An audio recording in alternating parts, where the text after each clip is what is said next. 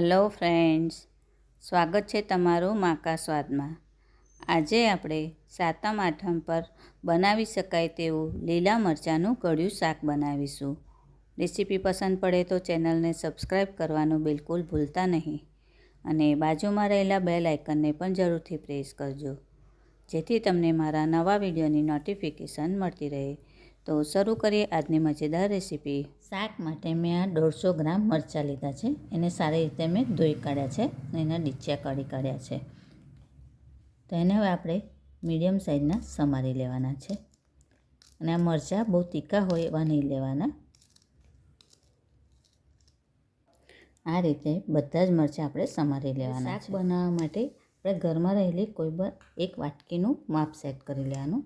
તો આ મરચાં આપણે એ વાટકીથી લેવાના છે।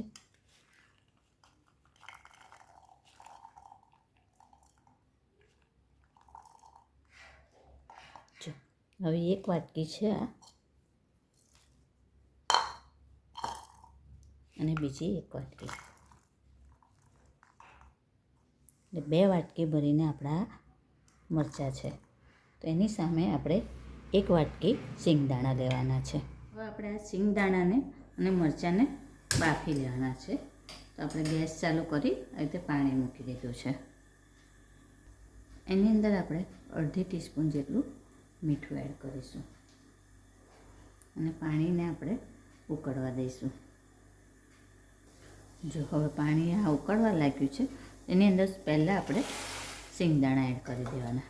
મીડિયમ ફ્લેમ ઉપર 7 મિનિટ માટે આપણે એને બાફી લેવાના છે। 7 મિનિટ પછી આપણે આને કાઢી લઈશું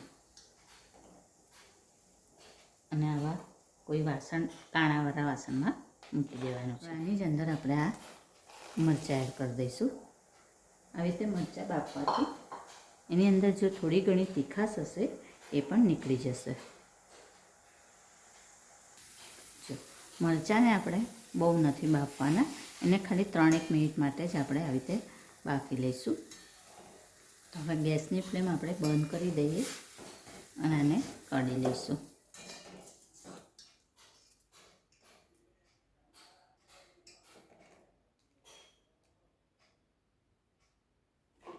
સિંગદાણા અને મરચાં બંનેને આપણે સરસ ઠંડા થવા દઈશું। હવે આપણે શાક વઘારી લઈએ। તો એના માટે મેં આ ગેસ ચાલુ કરી આ કઢાઈ મૂકી દીધી છે।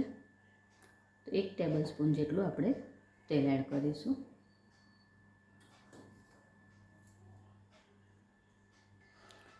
અડધી ટીસ્પૂન જીરું, એની અંદર મેં આ 2 ટેબલ સ્પૂન તલ લીધા છે તે એડ કરીશું અને સાથે જ આ મરચાં અને સિંગદાણા એડ કરી દેવાના।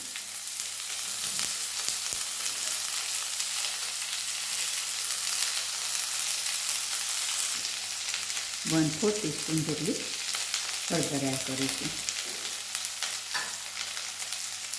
એક વખત એને આપણે મિક્સ કરી લઈશું।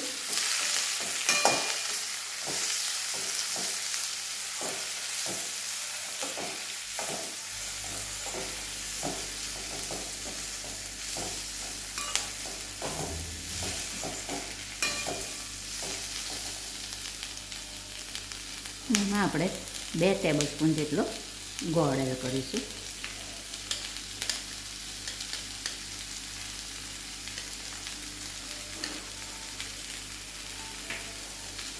અને ગેસની ફ્લેમ હવે એકદમ સ્લો કરી દેવાની અને ગોળ ઓગળે ત્યાં સુધી આપણે એને થવા દઈશું।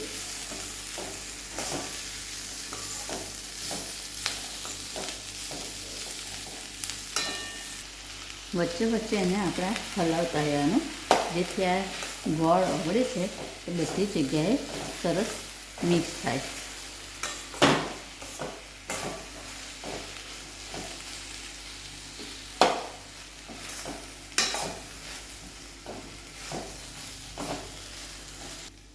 જો હવે ગોળ આપણો લગભગ ઓગળી ગયો છે। તો એની અંદર આપણે 1 ટીસ્પૂન જેટલું જ પાણી એડ કરીશું, જેથી ગોળની ગાંગળીઓ ના થઈ જાય એટલા માટે।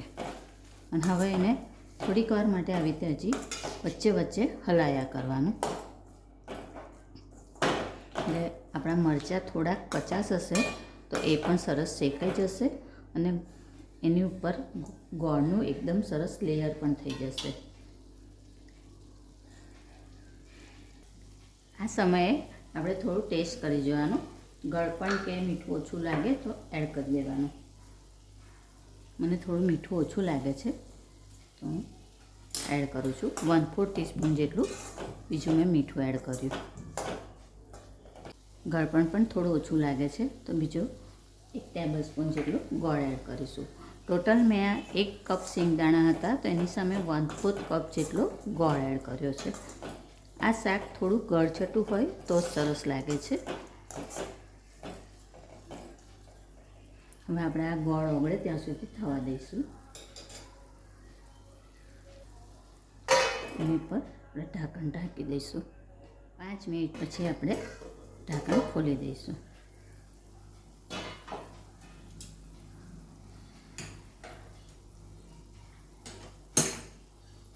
એને એક વખત મિક્સ કરી દઈશું.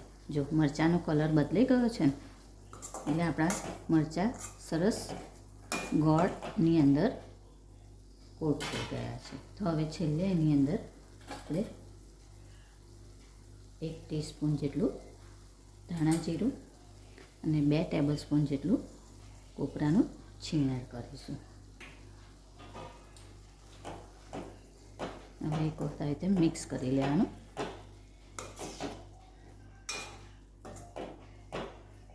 ગેસની ફ્લેમ હવે બંધ કરી દેવાની.